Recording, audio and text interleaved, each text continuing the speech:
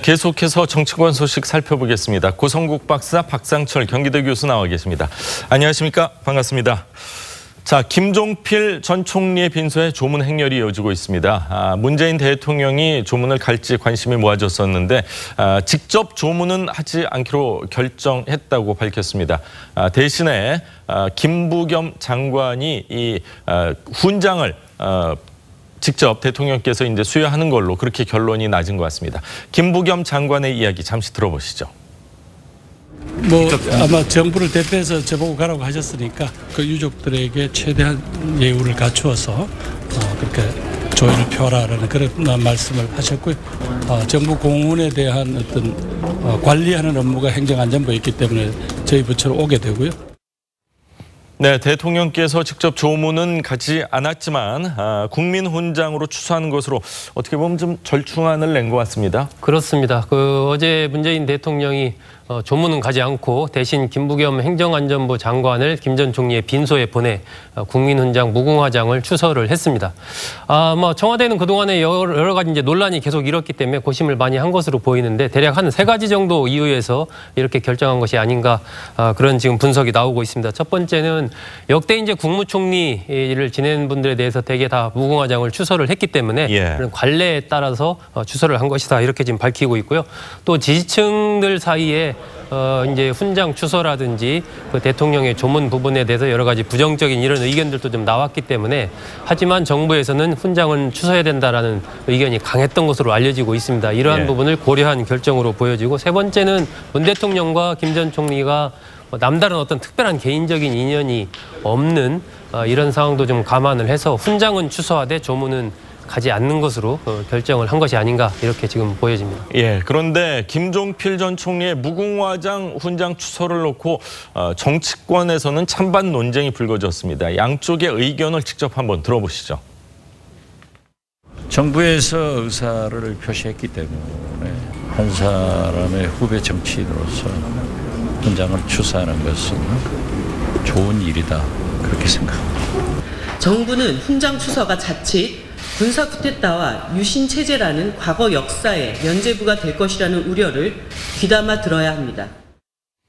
자, 대통령께서 직접 조문은 가지 않았지만 찬반 논란이 있음에도 불구하고 이 훈장을 추서한 대통령의 의중 어떻게 읽어야 될까요? 글쎄요. 이게 이런 일까지 정치적으로 절충을 해야 되는지 잘 모르겠습니다. 그러니까 무궁화장 추서는 우리 정부의 공식적인 그 포상 아닙니까? 그렇죠.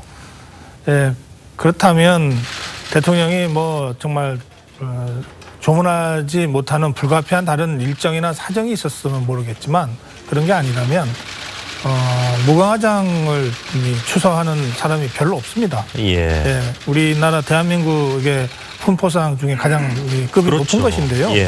그러면 대통령이 여러 반대가 있을 수 있지만 그럼에도 불구하고 대통령으로서 국가 통수권자로서 조문도 하는 것이 좀 깔끔하지 않았을까 그렇게 생각합니다. 저는 이런 문제에 관해서 이렇게 정치적으로 자꾸 계산하고 그러다 보니까 절충이라는 말까지 나오지 않습니까? 저는 이런 일은 절충할 일은 아니다 그렇게 생각합니다. 원칙에 따라 할 일이다 그렇게 생각합니다. 박 교수님. 지금 김종필 전 총리의 조문 훈장 논쟁은 저는 분명히 있을 수 있다고 봐요. 왜냐하면 공과가 있으니까 그렇죠. 공과라기 떠나서 5.16 군사 쿠데타의 주역이기 때문에 개인적으로는 이제 문제가 많으신 분이라고 생각하지만 그럼에도 불구하고 그 이후에 50 정부의 그 출범이라든가 또 DJP 연합으로 인해서 김종필 전 총리에 대한 역사적 평가는 많이 희석이 됐다고 생각한다고 저는 이번 전제를 하고요. 저는 대통령이 오히려 이건 절충 이런 게 아니고 극히 자연스러운 그 결과였다고 생각하는 게 오히려 조문을 가는 게 더 이상하다. 감으로 해서 어떤 의미와 찬반 논쟁은 더 심할 수밖에 없다고 보고요. 아까 우리 소 국장께서도 말씀했지만 조문이라는 게 개인적 관계도 굉장히 중요하지 않습니까?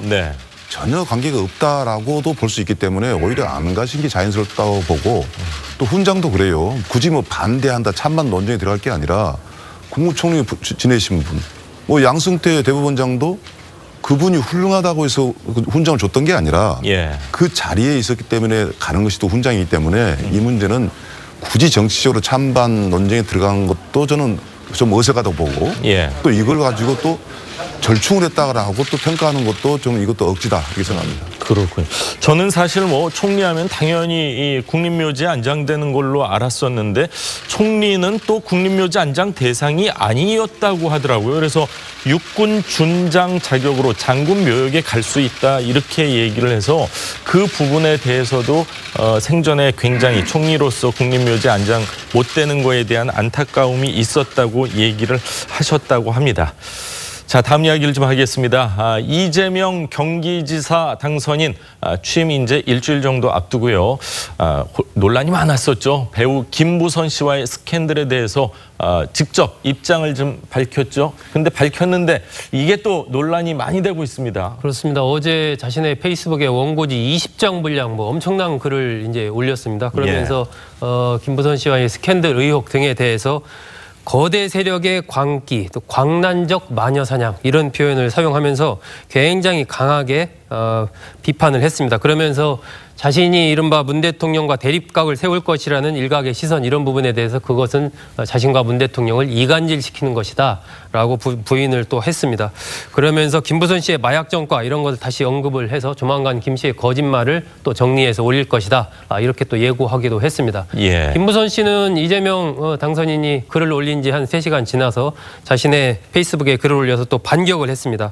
배우 세력이 있다라는 주장에 대해서는 자신은 김영환 바른미래당 전 후보와 만난 적도 없고 얼굴을 본 적도 없다라고 그걸 전적으로 부인을 하면서 국민들은 독이든 시뻘건 사이다를 조심해야 한다. 이렇게 또 일침을 가하기도 했습니다. 근데 왜 시뻘건 사이다였어? 그 민주당 색깔이 파란색 아닌가요? 빨간색이 자유한국당으로 알고. 그러니까 시뻘건이라니까 어떨 때 뭐 좌파 이런 생각도 드는데 저는 그거보다도 굉장히 정말 속을 믿을 수 없는 사람. 우리가 사이다 그러면은 투명하고 깨끗한 거 아닙니까? 그렇죠. 별명이기도 하고요. 이재명 굉장히 부정적인 저는 평가라고 보고요. 제가 조금만 말씀을 드리면 저는 이재명 지사 아직까지 당선인이죠. 좀 방송 표현을 좀 모아준다면 좀 참 못났다라고 말할 수밖에 없는 게 이 문제로부터 본인이 자유스럽다면은 그건 정말 천만다행임에도 불구하고 일방적으로 지금 경기도 당선인 정도면 많은 사람이 쳐다보고 있지 않습니까? 이 문제를 다시금 꺼낸 것은 무슨 의도인지 모르겠고 더 나아가서 뭐 대통령과의 관계까지 운운한 건 잘못됐다고 보고요. 성남시장으로서 일을 잘했기 때문에 평가를 받았지 사이다 때문에 평가 잘 받은 거 아니거든요. 그래서 앞으로 경기지사로서 좀 일의 능력으로서 평가를 받는 자세가 옳지 않겠냐 이렇게 생각합니다. 그렇군요. 뭐 정말 간신히 이겼다면 뭐 어떤 뭐 반박도 할 수 있고 그러는데 좀 넉넉히 이겼기 때문에 좀 포용력을 가졌으면 어떨까 하는 그런 생각도 드는데요. 자, 이재명 당선인 당선 직후에 인터뷰 태도를 놓고도 논란이 많이 일었습니다. 뭐 곧바로 사과를 하긴 했지만요. 당시 발언 이야기 잠시 들어보시죠. 저도 시간 지나고 나니까 제가 좀 지나쳤다는 생각이 좀 들어요. 그러지 말았어야 이랬는데 굳이 변명하자면 제가 너무 호되게 당한 데다가 그런데 단 한 군데 예외도 없이 다 이렇게 과거 얘기 뭐 사실 근거 없는 이야기 이거는 또 수양해야지요. 네, 수양해야죠. 이렇게 말씀을 하셨는데 뭐 스캔들 공방의 인터뷰 태도 논란까지 선거 기간 동안 참 이런저런 말들이 참 많았습니다. 선거가 끝나고 나서 진실 공방 끝낼 수도 있을 텐데 왜 이 시점에 원고지 20장 쓴다는 거 사실 굉장히 어려운 작업 아닙니까? 그렇죠. 좀 전에 저 인터뷰 보니까 당선돼서 참 기분이 좋은 상태에서 옛날에 며칠 전이긴 합니다만 있었던 이러저러한 이런 것들은 다 저 옛날 무슨 저 이런 걸로 좀 돌리고 싶은 그런 마음들이 많이 보이네요. 그러고 싶겠죠. 그러고 싶지 않겠어요? 그럼에도 불구하고 원고지 20장 분량의 글을 다시 써서 논란을 다시 짚인 측면이 있거든요. 왜 그랬을까? 저는 이재명 당선인이 상당히 치밀한 사람이기 때문에 이런 거 저런 거 그냥 즉흥적으로 감정적으로 한다고 생각하지 않습니다. 그러니까 그 선거 때는 뭐 정말 그 이재명 당선인의 말대로 뭐 무슨 거대 세력의 광기가 느껴질 정도의 공격을 받았음에도 불구하고 일체 무대형 전략을 구사했지 않습니까? 예. 그런데 그때 선거 때도 이 논란은 선거 결과와 상관없이 선거 후에도 사법 처리로 갈 수밖에 없을 거다 이런 그 지적들이 많았고 실제로 좀 그렇게 되고 있습니다. 예. 그렇다면 이제는 선거가 아니라 정치가 아니라 사법의 문제가 된 거죠.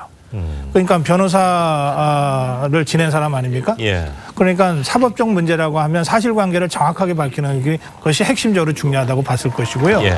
그래서 기억을 다 더듬어서 또는 여러 가지 자기가 갖고 있는 기록들까지 확인하면서 지금 꼼꼼하게 지금 그 김부선 씨의 얘기를 반박하고 있는 거거든요. 예. 그러니까 이런 식의 그 진술은 이후에 경찰 조사나 검찰 조사가 있다면 예. 그것에 굉장히 중요한 그 자료들이 되겠죠. 예, 그러니까 이 과정을 통해서 지금 김부선 씨의 그 선거 때 있었던 발언들이 우선 사실이 아니다라고 하는 것을 주장하고 있는 거 아닙니까? 저는 이런 것들은 왜 그렇게 큰 차이로 이겨서 그냥 넘어가면 될 건데 왜 자꾸 논란에 불을 지피나 예. 이런 것을 넘어서 있다. 어차피 사법 처리는 피해갈 수 없다라고 이재명 당선인이 보는 거 아닌가. 이 문제와 관련해서. 예. 그게 조사건 수사건. 예. 그렇다면 사실관계를 분명히 밝히는 것 이상으로 확실한 것은 없다. 예. 이런 판단 때문에 상당한 조사 끝에 그러니까 꼼꼼하게 이런 글을 올린 것이다. 이렇게 생각합니다. 지금 말씀하신 것처럼 뭐 수사나 조사가 과연 언제쯤 뭐 이어질지도 한번 관심 있게 지켜봐야 될 것 같습니다. 민주당 이야기를 좀 더 하도록 하겠습니다. 박범계 대변인이 전당대회 출마 선언을 하면서 친문 주자들의 당권 도전이 이어질 텐데 이제 교통 정리가 주목되고 있습니다. 최대 변수로 꼽히는 김부겸 장관. 입장을 좀 밝혔다면서요. 그렇습니다. 뭐 당 대표 출마가 내 정치 경력에 도움이 된다는 걸 내가 왜 모르겠는가. 하지만 이 내의 어떤 거취 문제 이런 부분들은 대통령과 국무총리께서 결정할 문제다 이런 입장을 밝혔습니다. 결국 현재 이제 내각의 행정안전부 장관으로 몸담고 있기 때문에 예. 내 마음대로 예를 들면 출마하고 싶다고 해서 사표를 내고 나갈 수 있는 이런 상황은 아니다라는 그런 얘기를 한 것이고요. 결국은 이 대통령과 국무총리가 당에 돌아가라 그런 메시지가 없는데 마음대로 사표를 낼 수는 없다. 또 곧 뭐 장마철도 시작되고 여러 가지 재난도 생길 수 있는 여러 가지 위험 요소들이 있기 때문에 예. 곧 뭐 개각도 예정이 돼 있다라고 하니까 혹시 그런 부분에서 어떤 청와대나 총리의 어떤 신호가 있으면 모르겠지만 현 단계에서 내 마음대로 결정할 수는 없다. 뭐 이런 입장을 밝혔습니다. 당 대표가 정치 경력에 도움이 된다는 거 왜 모르겠나? 당연히 아시겠죠. 근데 대통령하고 총리께 살짝 이렇게 뭐 선택권이라고 해야 될까요? 좀 드린 것 같아요. 나가겠다는 겁니까? 아니면 대통령님 좀 결정을 빨리 해 주십시오. 뭐 촉구를 하는 겁니까? 저는요. 지금 김부겸 장관의 자기 마음을 정확하게 얘기한 것 같아요. 예. 대통령만 조금만 좀 이렇게 메시지를 준다든가 뭔가 김부겸 장관이 당대표 나가도 괜찮다라는 말만 있으면 나가고 싶은데 예.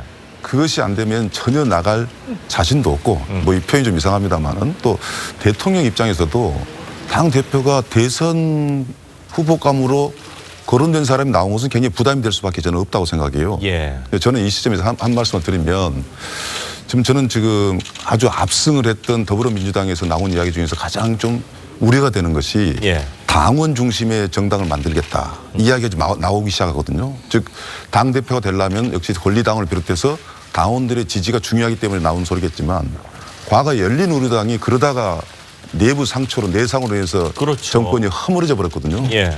어쩌면 당원이 좋아하는 당대표보다도 집권당이기 때문에 국민이 좋아하는 당대표가 나와야 되거든요. 그렇다면 대통령하고 같이 어울렸을 때 제대로 역할을 하겠느냐. 뭐 경제 문제, 통합 문제 뭐 이런 이미지가 앞서야 되는데 당원이라는 이야기 자체가 잘못하면 지나치게 경쟁적 구도로 가면 곤란하다. 뭐 그런 차원에서 아마도 김부겸 장관도 확실한 대세가 주어진다면 나서겠지만 경쟁자 중에 하나로서 나가는 건 본인도 부담스럽고 당도 좀 어려울 것 같다. 뭐 그런 판단이 좀 있지 않나 생각이 듭니다. 김부겸 장관이 뭐 정치인이죠. 예. 그러니까 당대표가 정치 경영에 도움이 된다는 걸 왜 모르겠습니까? 예. 얘기는 나가고 싶다는 뜻이죠. 군포에서 3번을 하고 갑자기 대구로 갔을 때는 더 큰 뜻이 있기 때문에 그런 거겠죠. 예. 아니, 김부겸 장관의 뜻은 대통령에 있죠. 그거는 뭐 세상이 다 아는 거 아닙니까? 예. 그런데 어쨌든 정치인이 당대표를 구체적으로 정치 경영에 도움이 된다는 걸 왜 모르겠냐고 한 것은 예. 당대표에 도전하고 싶다는 뜻입니다. 자, 그런데 그 이후에 이어진 말이 자기 처지가 대통령과 국무총리에 달려있다 이랬잖아요. 그럼 그 얘기는 뭡니까? 어느 시점에선가 장관을 그만두고 당에 돌아오면 대통령이 나가라고 했다는 뜻으로 해석될 수밖에 없잖아요. 예. 그러니까 김부겸 장관의 그 어법이 그렇지 않습니까? 예.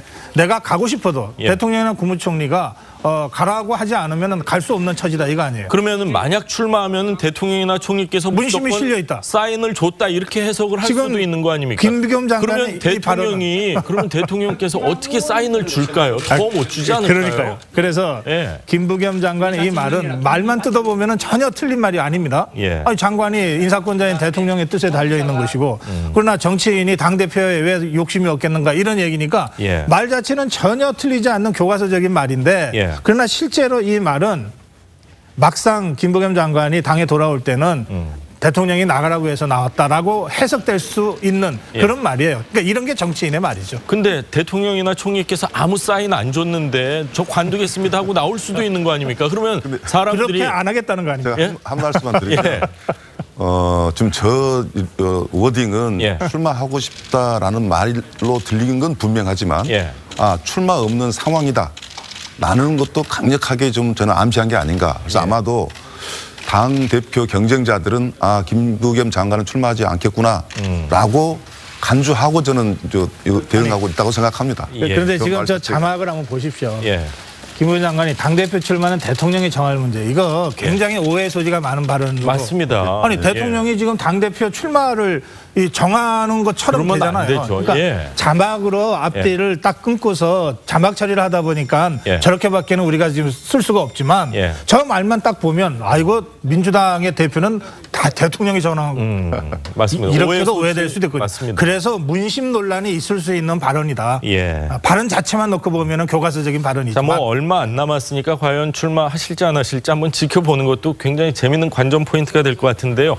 한국당 얘기 좀 짧게 하도록 하겠습니다. 중진 의원들이 김성태 권한대행 지금 사퇴해라 이렇게 주장을 하고 있는데 초재선 의원들은 유임적으로 그러니까 원내대표의 일은 계속해서 좀 해도 좋다 이렇게 결론을 내렸다면서요? 그렇습니다. 어제 중진 의원 심재철, 이주영, 정우택 의원 등 5명이 김성태 원내대표의 사퇴와 비대위 준비위를 해체해라 이렇게 이제 요구를 했는데 곧이어서 이제 초선 의원 74명 중에 53명이 참석한 초재선 의원 모임에서는 김성태 권한대행의 유임 의견이 다수를 차지를 했습니다. 그렇기 때문에 지금 현재 김 권한대행이 추진하고 있는 비대위 준비위 그리고 그를 통한 혁신 비대위 구성 이 작업이 좀 탄력을 받지 않을까 그렇게 좀 전망이 나오고 있습니다. 뭐 초재선 의원들과 중진 의원들의 의견 엇갈리고 있는데 민주당 같은 경우는 이제 서로 전당대회 출마를 하겠다 이러고 있고 한국당은 과연 비대위원장을 누구를 모셔와야 될까 이런 고민을 하고 있는 정말 선거 결과에 따라서 과연 양당의 이 행보 과연 어떻게 될지 또 국민들이 어느 정도 이제 더 사랑을 줄 수 있을지도 한번 계속해서 지켜보도록 하겠습니다. 자, 오늘 세 분 말씀은 여기까지 듣도록 하겠습니다. 감사합니다. 고맙습니다.